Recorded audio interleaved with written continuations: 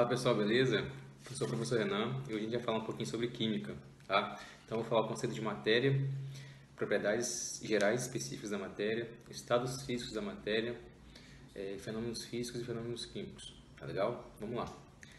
Conceito de matéria. Matéria, na química, é tudo aquilo que possui massa e ocupa lugar no espaço, tá? E com isso a gente consegue falar já duas propriedades gerais da matéria, que é ter massa e volume. Ocupar lugar no espaço significa ter volume ou extensão, tá? Também são sinônimos, ok? Então, massa e volume são duas propriedades gerais da matéria.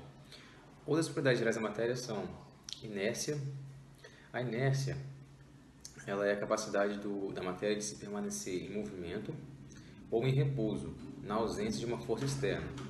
Como é isso? Por exemplo, se você está dentro de um carro dirigindo e do nada você precisa frear bruscamente. Qual é a grande sacada? O que deveria acontecer é você ser lançado para frente. Tá? Então você para bruscamente e você é lançado para frente no sentido do movimento que você estava. Daí a importância do cinto de segurança. Para quê? Para bloquear você de ser lançado contra o para-brisa do carro. Tá? Então a tendência é que você continuasse o movimento antes da freada. Tá? Então isso é inércia. Ao mesmo tempo, se você está em repouso, se tem uma matéria qualquer em repouso, ela não vai ela não vai adquirir movimento sem que uma força externa haja sobre ela.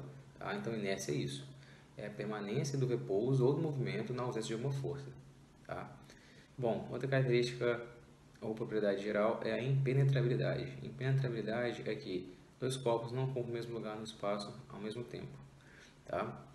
Outra é compressibilidade. Compressibilidade é a capacidade de comprimir a matéria, ou seja, você consegue aplicar uma força externa e você consegue diminuir o volume dela. Tá? E a elasticidade. Elasticidade é quando essa matéria que foi comprimida, ou seja, que ela perdeu o volume, ela consegue retornar ao volume inicial antes de ter sido comprimida. Tá? Então, o nome disso é ser elástico. Ela consegue retornar ao volume inicial. Beleza? Outra propriedade geral é uma característica comum a toda a matéria, na verdade, e é muito básico, muito simples e que às vezes as pessoas esquecem de comentar, que é toda a matéria é formada por átomos, tá? Beleza. Vamos agora para as propriedades específicas da matéria. As propriedades específicas da matéria, elas, por ter esse nome específico, quer dizer que ela caracteriza a matéria. Então, matérias diferentes, elas possuem propriedades específicas diferentes. Elas não possuem o mesmo valor para uma determinada característica. Exemplo, densidade. Densidade é uma propriedade específica da matéria. Se você pensar, por exemplo, água e óleo são matérias diferentes, tá? E se você colocá-las juntas no mesmo recipiente, você vai ver que o óleo ele flutua sobre a água. Por quê? Porque o óleo ele é menos denso que a água. Então, o valor de densidade do óleo é menor que o da água. Outra propriedade específica que a gente pode comentar é o ponto de fusão e ponto de ebulição. O ponto de fusão é a temperatura específica que uma determinada matéria ela começa a se transformar do estado sólido para o estado líquido. E o ponto de ebulição é a temperatura fixa em que determinada matéria ela passa do estado líquido para o estado gasoso. Tá? A gente conhece os pontos físicos de ebulição e de fusão da água, por exemplo. A água, o ponto de fusão dela é 0 graus Celsius e o de ebulição é 100 graus Celsius. Tá? Então, outra matéria ela vai ter pontos de fusão e ebulição diferentes da água, por exemplo. Ok? Outra característica específica é a solubilidade. Tá? Então, o coeficiente de solubilidade é diferente para diferentes matérias. Então, o que significa solubilidade? É basicamente a capacidade da matéria de se dissolver num solvente, que é um líquido. Tá? E para isso, a matéria precisa ter afinidade com aquele solvente. Tá? Mas isso eu vou explicar mais para frente um pouco. Outras propriedades que valem a pena mencionar são as propriedades organolépticas. As propriedades organolépticas são propriedades que aguçam nossos sentidos. Tá? Então a gente pode mencionar, por exemplo, brilho e cor, que atiça nossa visão, cheiro, que atiça o olfato, textura de materiais diferentes, que atiçam o nosso tato. Tá? Então, propriedades que atiçam nossos cinco sentidos a gente chama de propriedades organolépticas. Então, pessoal, agora eu vou falar um pouquinho do seguinte. Quando a gente fala de matéria, a gente pode distinguir também corpo e objeto. O que significa todos esses três conceitos?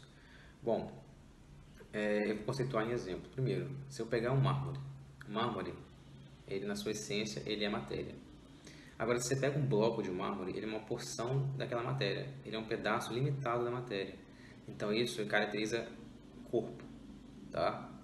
Assim como se a gente pegar um bloco de mármore e transformar esse bloco de mármore em uma pia de mármore, por exemplo, aquela pia de mármore, ela tem função, ela foi criada, foi fabricada com um intuito, com um propósito.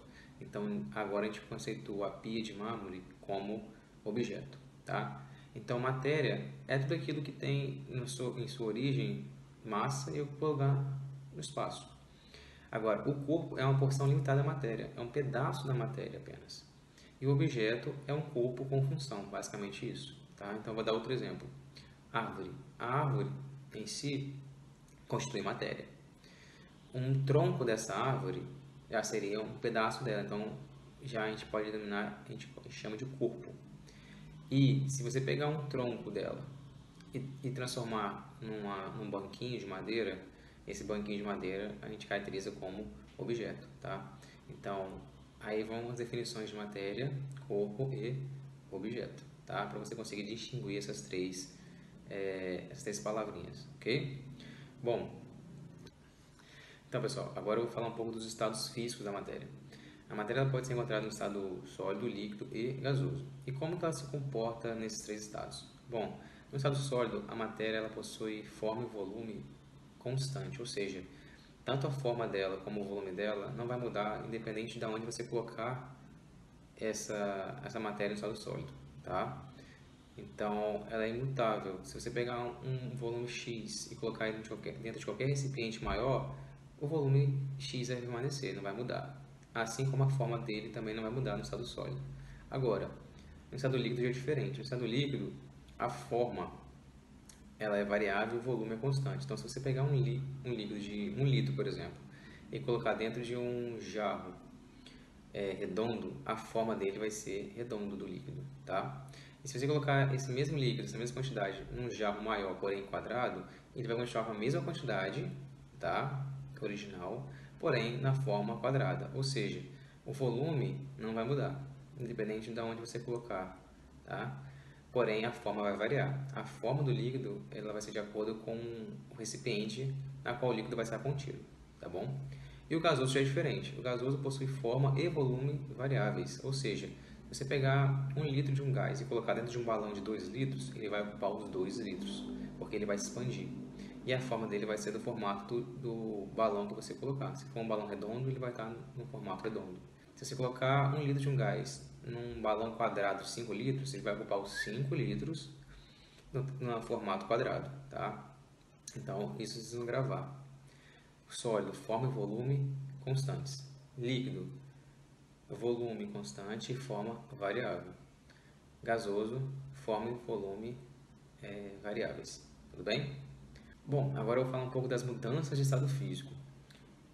A matéria, no estado sólido, líquido e gasoso, podem ocorrer mudanças de uma para outra. Então, a gente caracteriza os nomes dessas mudanças e eu vou explicar cada uma delas agora. Bom, do estado sólido para o estado líquido, a gente tem a passagem denominada fusão. E no estado líquido para o estado gasoso, a gente tem a passagem denominada vaporização. E do estado sólido direto para o estado gasoso, a gente chama de sublimação.